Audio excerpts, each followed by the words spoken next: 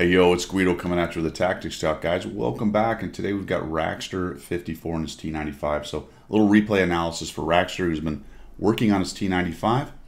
He's here on Proc, spawned into the south in a standard battle, and he's in his Tier 9 American TD, the T95, the Doom Turtle. So he's going to come up here to the road, and initially I thought Raxter was going to camp this road, but he actually just comes here looking for a shot. I don't know. I think it has limited value. If the enemy does poke up there real fast and gets aggressive, you may get an early shot.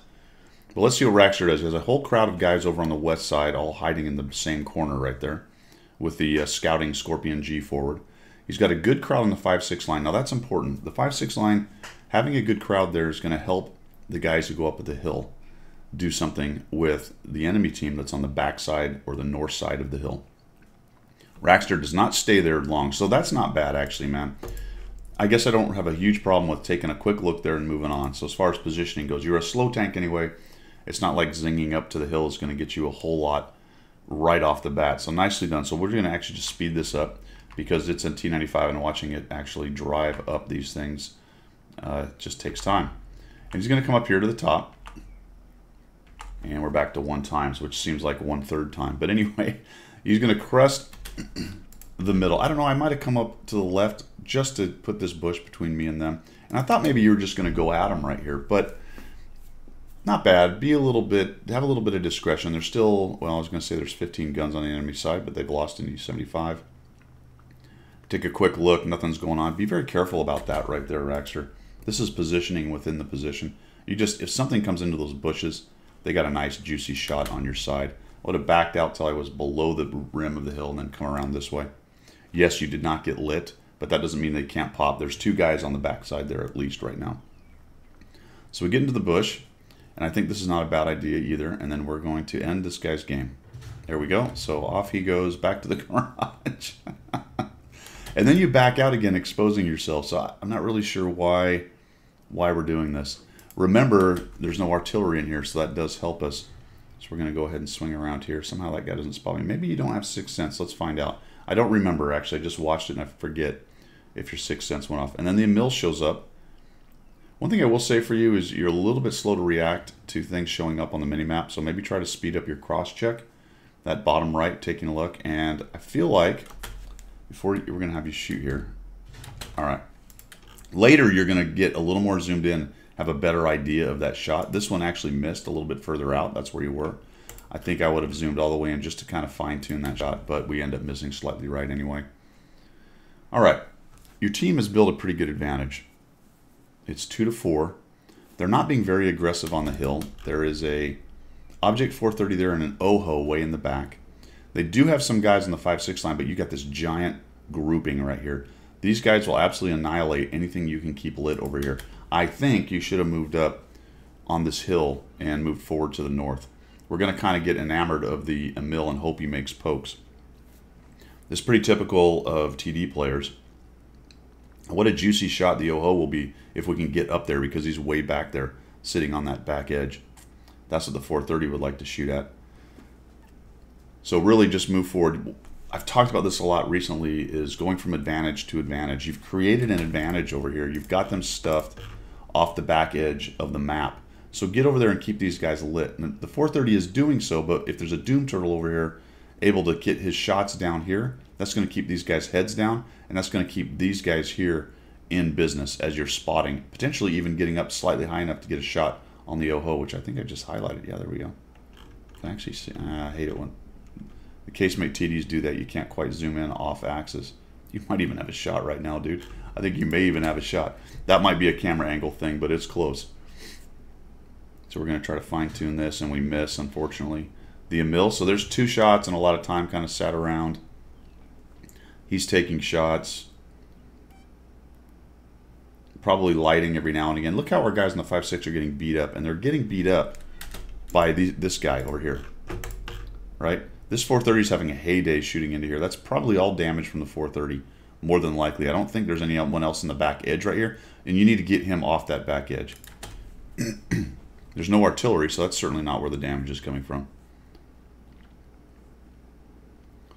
Our object, or your object, is doing a nice job keeping him lit. So just notice how long I've been talking, and we're just sort of, there's no plan here, right? It's just, all right, hopefully the hit points come to me and I'll get a shot on and hold down a mill, which has a really good turret. Why don't I just move up to the north? And the enemy team has done a nice job evening it up a little bit. They get rid of the JT. And still we're just kind of hanging out. So we're going to speed this up. Taking a look, where's the Renegade? I don't know, might be worth a blind shot. He's probably in that general area right there.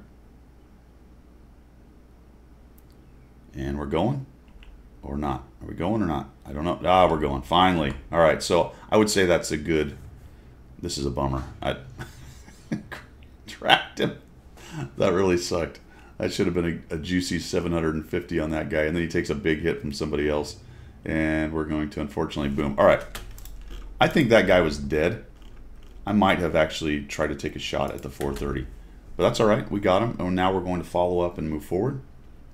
One thing I would say about that sequence is I probably would have auto-aimed the P44 and driven towards him, because I really want to get up to this edge. Also, be very careful right here about being so high up on the right. This is a common mistake on approaches on this map. You'll see guys up on the red line. The problem is you're higher up here, and that gives way better shots to Mr. Emil. I would be down. See that little divot right there? That's where you want to be. That's where the 430 was the whole time. That little pancake tank was hanging out in that divot right there. So he can come up and take a look and get down as low as possible and protect himself as much as he can from guys on the 5-6 line. Where you are is completely highlighted. Watch it. Next time you die early and you're watching the hill, watch guys drive along that red line and see how fast they disintegrate, especially if there's enemy on the 5-6 line. So I'd have just drive into the bush. You're a T95, man. Find out what's going on here. Get some lights. You got 4 guys down there ready for lights to get rid of that 430. Or whatever it is on the other side. Yeah, 430. We just kind of hang out. And then, guess who saw him? Our object did. Our object. And now he's making a runner. Just go, there you go. Yep, go over the edge and just let him have it. Boom, nicely done. I just sit there and wait. Sit there and wait and take him down. 1, 2, 3, 4, 5, 6 tanks are lit. And there are 6 dead. So that leaves 3. Yeah, more than likely you're all right.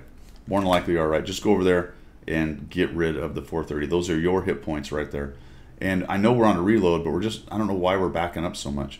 You know, there's a 430 going in. Another thing you can think about when you're considering whether to get out and take shots is how many of your friends are around potentially eating shots as well.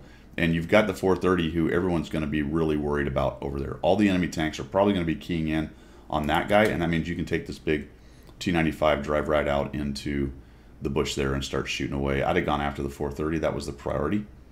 You got to get rid of him so you can move on. And that's another interesting thing that I think people miss a lot, is trying to prioritize who needs to die first.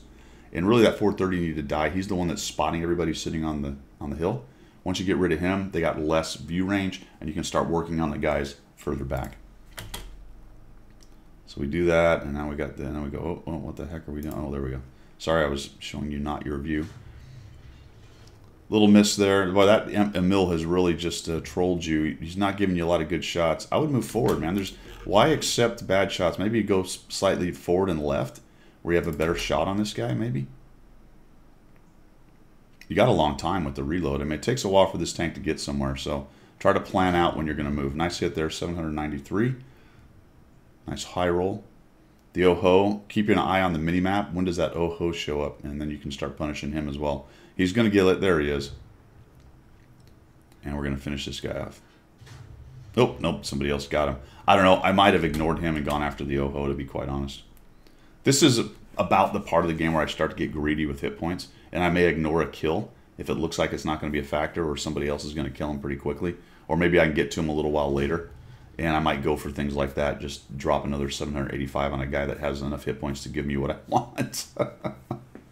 Do be careful with that. Do be careful with that. That's the slight stat patter side of the game. But you're sitting at 3,690. Really well done. I'm going to go ahead and speed this up because, again, it's a T95 and it takes a while. I like this line. This is the line I would have taken straight towards the remaining hit points to get some shots. And we're going to come across here on the top. Initially, I was like, I don't know about this, but it ends up working out really well. Because as we come in here, now this is tricky with a casemate, and guys are getting lit. There's so many guns in the game. Some of them are a little bit closer than you. You got to be kind of set up and ready to start shooting them. Clearly, everything is in pretty much about this arc right here, right? Pretty much that arc on the mini map. That's where everyone has to be, more than likely. So if I usually aim about midpoint and start trying to figure out where these guys are, and then once they get lit, I'll start honing in on them. Problem is, you can't quite get your gun on them. Sometimes if you just take that snap and accept that it's not fully zoomed, it works out for you. For me, I like to be a W guy and keep moving. I think I would have stayed back as high as I could on this land right here, on this ridge, so they had at least maybe a little bit of look down, because there is a little divot from the road, and sometimes they're down below and it's hard to hit, but you want to be as high as you can. I probably would have just sat here. You can see that over here, your draw ring is not quite far enough. If they're way up in that corner, you won't see them, but more than likely they're in this general area. I'd sit up as high as I could here and try to snipe one more shot out of somebody. And you got to watch who's going in. You got the 430 with not many hit points. He's about to cross the road. And then there's the T94, which you see pretty quickly and react nicely to that. But he's down below. He's in that divot. For whatever reason, he comes up and allows you to get another nice little shot on him. We'll drop 663. A little low roll that time, but RNG was kind earlier. He's really not going to last very long, is he? Everybody's shooting at him. There we go. And again, like I said, I'd be up high waiting right here. I do like the W idea, and it is a potentially a case of, hey, go towards the hit points, but you have to kind of think about where the hit points are on the map and whether you can get there. Like if you started to drive down into the bottom of this, you'd get nothing. And you're actually carving a little high. Looks like maybe you kind of realize it, but now your gun's offline and it takes a while, and the C-130 disintegrates very quickly. And this ISU 152 is not far after. So we end up with 4,353 damage, 589. Let's see him go down. There we go. 589 assists and 700 blocked. Nicely played. So I thought the positioning was actually pretty good. Stopping on the road, I don't usually do that, but you know what? Sometimes guys pop up there and you get that nice shot. You didn't stay there over long. You continued to where you decided you wanted to go. Got up to the hill. I thought maybe a little timid on the hill based on the situation that was presented. You probably could have got up to the north edge and got a little more spotting and a few more shots on those guys right there. There was no artillery. They did have a mill down on the road, but there wasn't much else other than the Renegade. I think you could have got a little bit more spotting and forced the issue a little more. But as it was, you did eventually follow up and push in and help those guys. Again, a little timid on grabbing the hit points as they were starting to run away and that flank was starting to collapse, but you did get your shots in. And he ended up with 4,353 damage, so I thought it was nicely played. Really, for this one, it's just a lot of fine-tuning, right? There's no gross motor movements that are bad right here. It's just kind of fine-tuning what you're doing, reacting to the battle, reading it maybe just a little bit faster, and then moving on. And it can be tricky with a T95 because they're so slow. If you make a bad decision early and get overextended, the game can be over very quickly in a T95. And if you don't follow up fast enough, the game can outrun you. So I thought you did a pretty decent job of maintaining the flow on this game, although most of these proc games are kind of slow-moving affairs anyway, so it does help a little bit for the big, slow T95 type of tank. All right, man, thanks for sending that in. I do appreciate it. Everybody else, thanks for coming by and checking out the videos. That's all I've got for today. We will see you.